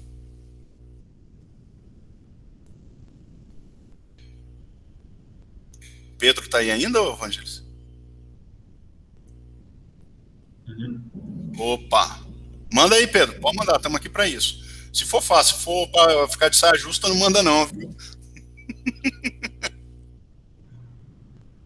Um tópico, pessoal, que ele até trouxe. Falando em GLPI, ele vinculou ao GLPI. Isso é assim, comecem a pensar que GLPI é só a ferramenta, que é o meio, né, para vocês rodarem aí o processo, né? Então, ele vai ajudar vocês em gerenciar esses processos, mas ele não é o ator principal, não, tá? O ator principal é esse processo definido, são as pessoas treinadas e enfim, a ferramenta só vai viabilizar isso, né? Pessoal, quem vender ferramenta como solução da lavoura está querendo só vender, não está querendo resolver teu problema, não está querendo agregar valor. Se liguem nisso, independente de qual ferramenta seja. Vocês precisam, assim, quem ainda não tem processos definidos, vocês precisam de ajuda para definir seus processos de atendimento, melhorar, e então a ferramenta ela vai entrar como um sistema para algumas automações, ter um banco de dados centralizados, é apenas esse o trabalho da ferramenta. ferramenta por si só, como o Vangelis disse, ela não resolve problema nenhum. O que resolve problemas são processos. Vamos lá, ele mandou aqui, ó, Pedro. Quando o incidente boa pode ser resolvido dentro de um prazo por eventos de força maior e se estende por muito tempo. Cara, acho que não pode ser isso. Cara, é o seguinte, você tem que resolver, não importa. O seu prazo lá de atendimento, ele é só uma métrica, entendeu? Mas, por força maior, por força menor, não foi resolvido, bicho, tá em aberto. Você tem que resolver esse incidente. Mas depende do fabricante, já foi mapeado, vamos lá, tudo é processo. É um incidente de rodar a folha, vamos tomar esse mesmo exemplo lá, né? Eu acho que vai casar legal com a tua necessidade aí. O RH foi rodar a folha, foi processar a folha, não processou, ligou para vocês falando que tem um erro. Você acabou de registrar um incidente. Você envolveu os seus especialistas na tratativa desse incidente, os desenvolvedores, e eles identificaram, cara, isso é um problema, não é só um incidente. Você só está experimentando essa falha, mas isso é algo muito maior, né? A causa raiz dela é um problema dentro do núcleo do sistema que vai envolver o fabricante. E vamos supor que você não consiga produzir uma solução de contorno para isso. Então, o que acontece é que você vai ficar com esse incidente aberto, por quê? O teu usuário ainda não rodou a folha. Você só vai poder fechar esse danado desse incidente quando finalmente a folha for fechada. Se não rodou a folha, o incidente está em aberto ainda. Mas está dependendo da resolução do problema. Infelizmente, você precisa saber o impacto disso. Você precisa saber se aquilo, qual o impacto, quanto tempo aquilo gerou de atraso no teu negócio, qual o impacto financeiro daquele incidente. O problema, ele tem a vida própria dele, assim como o incidente também tem a dele. Consegui ajudar aí? Com relação ao pendente aí, pelo amor de Deus, porque não tem solução, não quer dizer que vai para pendente não, tá? Pelo amor de Deus, o nome disso é manipular o indicador. Ele fica em aberto e fica contando, tá feio, mas feio que isso é manipular indicador, tá? Não pode falar. O Elton perguntando se o planejado também pausa o SLA. Planejado eu acho que não, né? Não, planejado não. Planejado ele vai contar o tempo de vida do chamado normalmente. Apenas independente. Beleza. Pessoal, mais alguma? Vamos encerrar aqui que passamos do nosso limite. Eita, já foi mais que 9 horas, né? Beleza. Valeu, pessoal. Muito obrigado. Alguém tem mais alguma dúvida?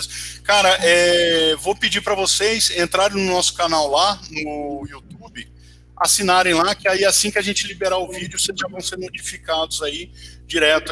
youtube.com/verdanadesk.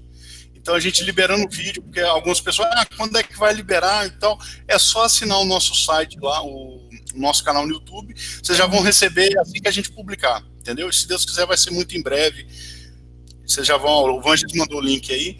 Pessoal, agradecer mais uma vez vocês estarem aqui até agora. Eu sei que é pesado, mas é muito gratificante para a gente poder participar, contribuir com vocês com isso aí. Eu espero que para cada um de vocês, pelo menos um dos slides tenha ajudado em alguma coisa. Beleza? Fiquem com Deus aí, até a próxima. Até mais, pessoal. Valeu.